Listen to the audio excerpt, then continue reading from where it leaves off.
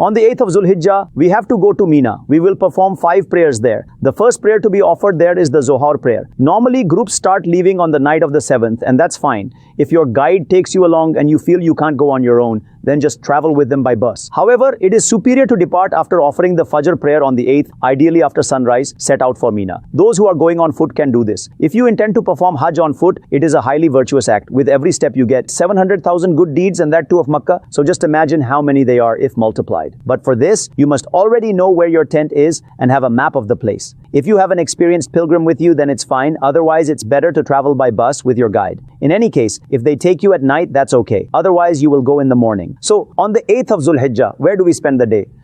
In Mina. How many prayers do we offer there? 5 prayers. Which is the first one? Zuhr, then Asr, Maghrib, Isha, and Fajr. When you go to Mina, oh, what a scene it is. Believe me, you may have seen the world's grandest plazas, the world's most magnificent cities that people speak about. But this is a unique settlement that comes to life only once a year. Millions of people gather in tents. Believe me, the comfort of a bed in a multinational 5-star hotel is on one side and a night in the tents of Mina is on another. Even standing in lines for the washrooms and for wuzu, there has its own unique pleasure.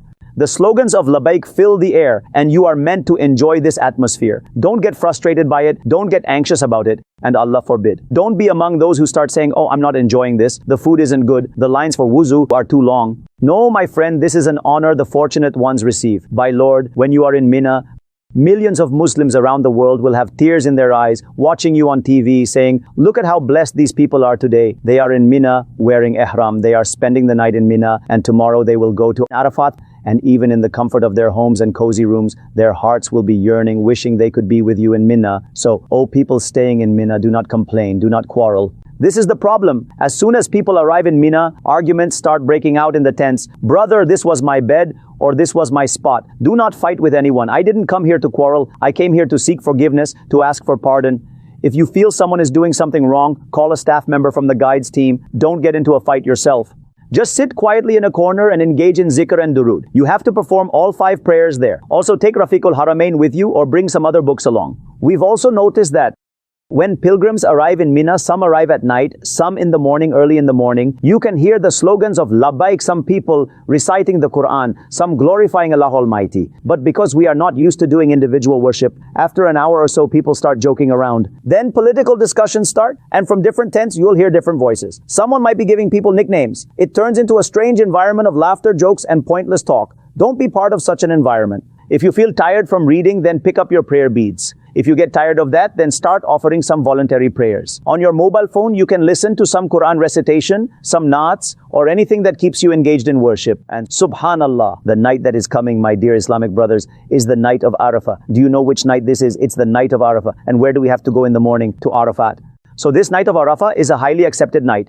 If possible, offer the Isha prayer at its early time, do some worship, and then get some sleep. Set an alarm on your phone to wake up for tahajjud. After praying tahajjud, go to a corner, lay down your prayer mat, and make heartfelt supplications. Especially Amir Ahli Sunnat has written the prayer of the night of Arafah. Subhanallah. It is mentioned in narrations that whatever is asked on this night will be granted. If you can't read it 1,000 times, the supplication is Subhanalladhi fis samai arshuhu. Subhanalladhi fil ardi mawti'uhu. Subhanalladhi fil bahri sabiluhu. Subhanalladhi fil nari sultanuhu. Subhanalladhi fil jannati rahmatuhu. Subhanalladhi fil qabri qada'uhu. Subhanalladhi fil hawa'i ruhuhu. Subhanalladhi raf'a as-sama.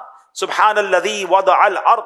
Subhanalladhi la malja wa la manja minhu illa ilayh. Whenever you recite a prayer in Arabic, make sure you understand its meaning in your mind. What is the translation? Glory be to the one whose throne is in elevation. Glory be to the one whose rule is in the earth. Glory be to the one whose path is in the sea. Glory be to the one whose sovereignty is in the fire. Glory be to the one whose mercy is in paradise. Glory be to the one whose command is in the grave.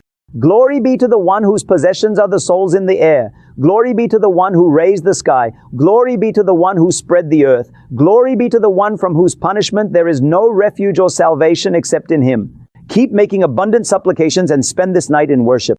My dear Islamic brothers, sometimes during the night there is an announcement from the guide that the buses are leaving for Arafat.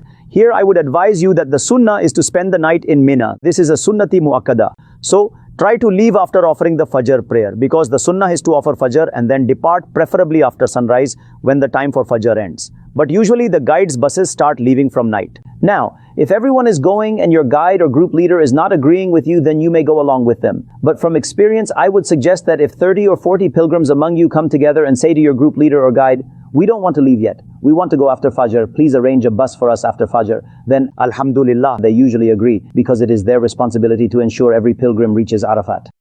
Do not fight over this, don't argue. Just make a respectful request, saying, "Look, this is Sunnah. We've gathered 30, 40, 50 people, that's enough for one bus. Kindly arrange it for after the morning prayer." When you request like this, normally they agree, and mashallah, you get to fulfill the sunnah of leaving after Fajr too. But again, do not get into fights. Now, if you feel that the entire group is leaving and you're the only one left behind, then go along with them. You won't be sinful because you're compelled in that situation, and anyway, it was a sunnah. So you will have spent the night in Mina, and Fajr will rise. Ideally though, as written in the books, when the sun shines upon Mount Sabira in front of Masjid-e-Khayf, meaning when Fajr time ends and the sun rises, then it is the proper time to head towards Arafat. We love Madani Channel. We love Madani Channel.